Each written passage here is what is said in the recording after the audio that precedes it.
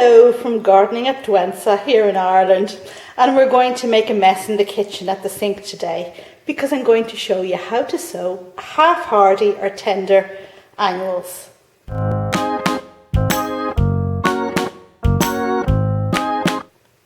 It's the very beginning of February, and that's just a perfect time to sow these kind of plants, ones that need a little bit of heat, but you are going to have to start them indoors. And what am I sowing? Oh, wait till you see these. Look at that and weep. My goodness, have you ever seen such fantastic flowers in your whole life? These are China Asters, or Callistephus is the proper botanic name, but these particular ones, they're called Duchess Blue Ice, and look at the shape of them.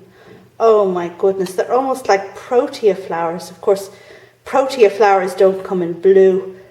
Oh, now, I don't think I'm particularly a fan of blue flowers, but my goodness, I saw these in the garden centre, and I wasn't planning on sowing many annuals this year at all, but they just had to come home with me. So that's what we're sowing, and China Asters are very easy annuals to sow. I've sown them many times before, and they really are great. They come up easily and reliably, so if you're quite new to seed sowing, then they're a good one to start with. You're going to need one of these trays. I prefer to sow annuals in these kind of 24 cell trays. Perennial seeds need longer root runs, but I find annuals do very well in these. And I've put seed compost in here already, and I'm moistening it now as we speak. So this tray is sitting in a tray underneath, which I filled up with warm water. And the reason why the water is warm is that my compost is kept outside where it's very cold at the moment. You want to sow your seeds in warm compost. So I've warmed up a little bit of water on the kettle, and that's what it's drenching in. Now, the water is coming up by osmosis, I guess. Was that the scientific term? And it's moistening the top of the soil, as you can see. Once you can feel that the moisture has risen to the top of the cells, then you can remove the tray.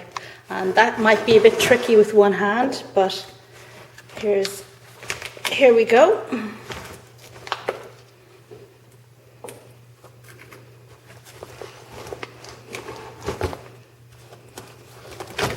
Whoops-a-daisy.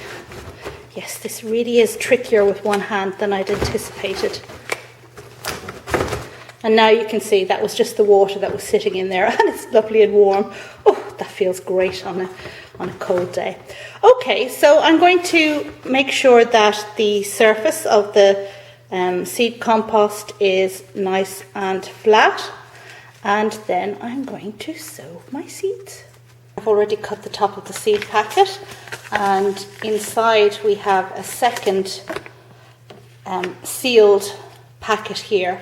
Now, these seeds have been kept in a tin in the fridge since I bought them, and that's the best place to store your seeds if you can possibly manage it. And the seed packet is open now. I'm just going to pour them into this dry egg cup so we can see what we're dealing with. There are the seeds. And now I'm going to sow them in the seed tray. Now, what I like to do is, depending on how many seeds I have, I like to sow 2 or 3 per cell. And the reason for that is I don't know what the germination rate of these particular seeds are going to be. So if the germination rate is poor, I'll at least get 1 plant per cell. But if it's good, then I'll tell you what I'll do afterwards. But for the moment, let's just put 3 seeds per cell and go with that.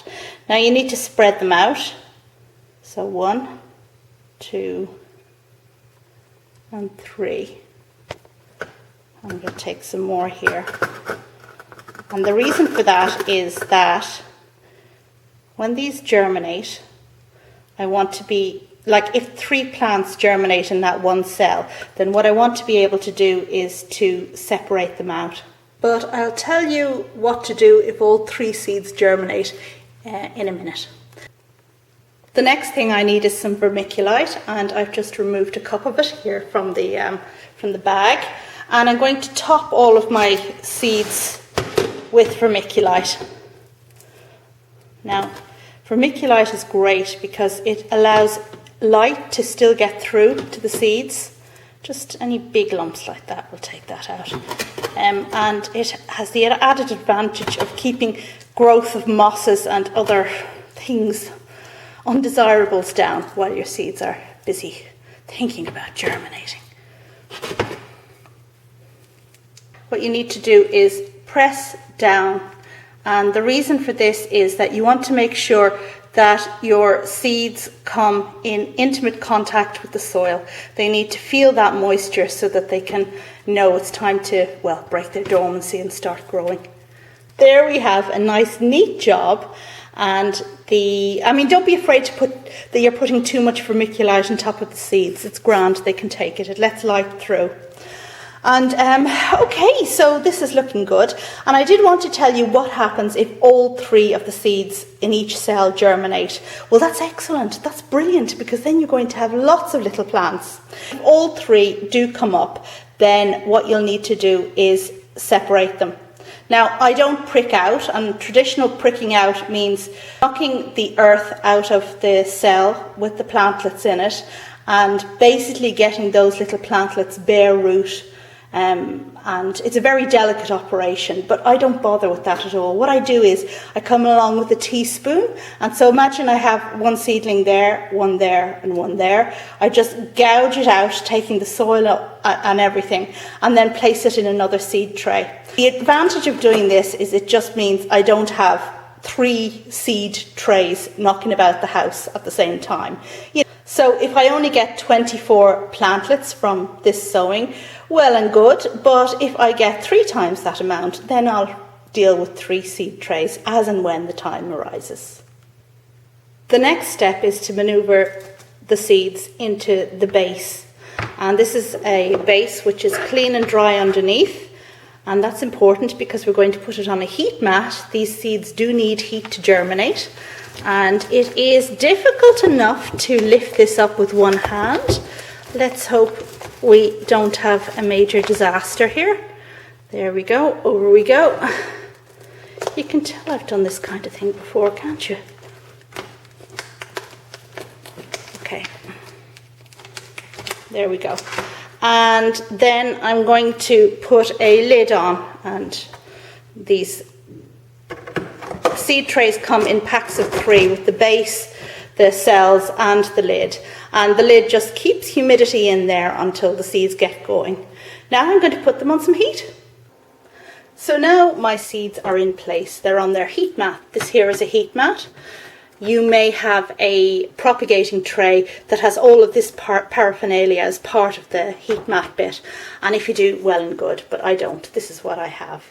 But if you don't have a heat mat at all, you might try just trying to germinate these on a sunny windowsill. Okay, the only other thing I want to say to you, and this is quite important, keep the lid on the seed tray until the seeds start to germinate. And once you see them popping up, then what you need to do is to remove the lid. It's very tempting to leave the lid on and think that, well, it's doing the seeds some good. If you leave the lid on, then the seeds grow in a very kind of wimpy-like manner, and the minute you take the lid off and expose them to proper air and room conditions, they'll just fall over. So really, as soon as those seeds start poking up, take the lid off. And that brings me to the end of my video. The only thing I need to do now is to clean up the kitchen, because as you can see, I've made a bit of a mess. With a bit of luck, I'll have, well, wouldn't it be great if all 3 of those seeds in each cell germinated and I had 72 little annuals to wonder where to place in my garden. I'll let you know what happens. Thanks very much for watching. Bye now.